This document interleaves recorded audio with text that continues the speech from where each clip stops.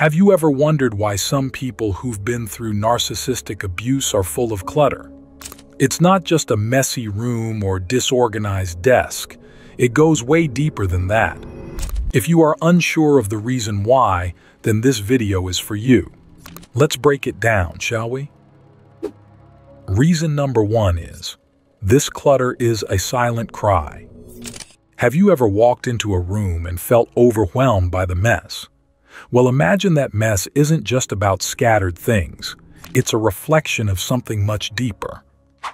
When people who've experienced narcissistic abuse find themselves surrounded by clutter, it's like a silent cry for help. It's their mind's way of expressing the intense struggle and emotional chaos they've endured. The clutter becomes a visible sign of the battles fought behind closed doors, a testament to the silent war with a narcissist from the past. It's not just about a messy space, it's a symbolic representation of the internal turmoil, a cry for understanding and support. Now, let's dive into an example to paint a clearer picture. Suppose you've been through a situation where someone manipulated and played mind games with you, a real emotional roller coaster. In the aftermath, your mind is left on shaky ground, like a battlefield aftermath. Picture this. You're always trying to navigate through a constantly shifting emotional landscape, adapting to the whims of a narcissist.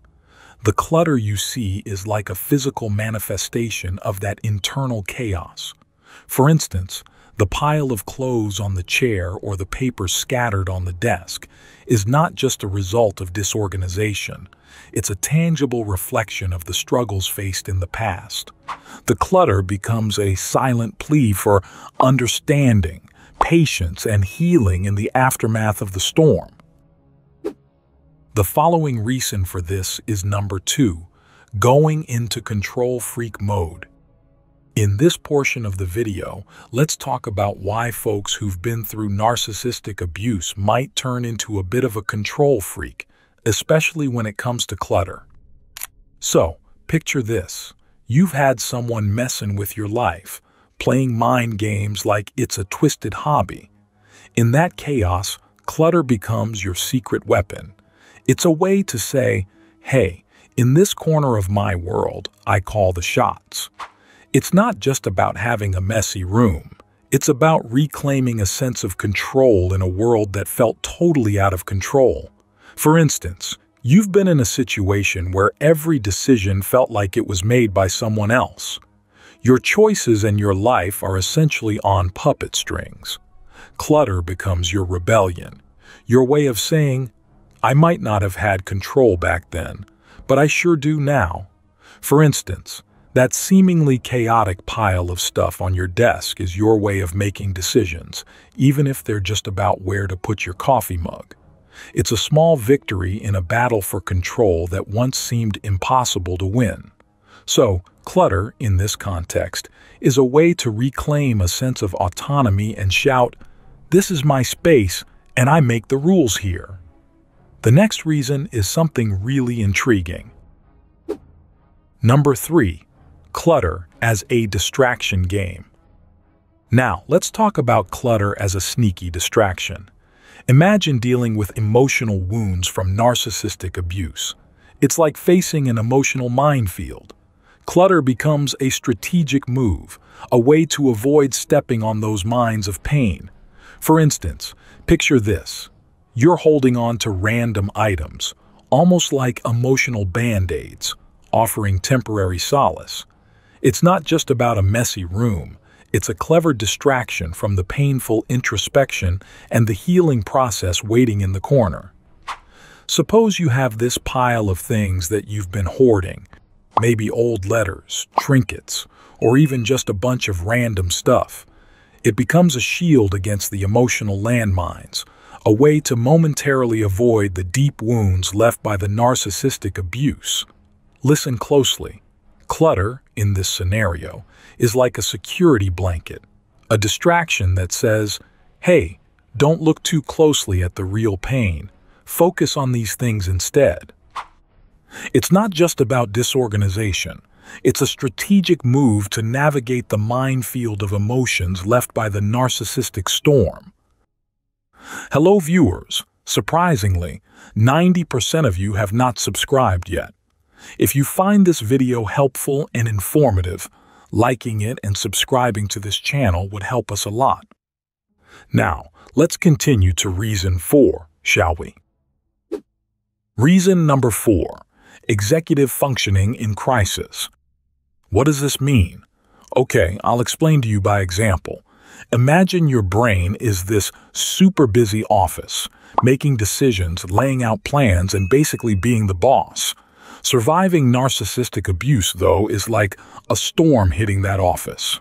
Suddenly, the filing cabinets are overturned, papers are everywhere, and the once efficient system goes haywire. Clutter becomes the visible chaos, the aftermath of this internal turmoil. It's not just about a messy room. It's a sign that the brain's to-do list is struggling after surviving a narcissistic storm.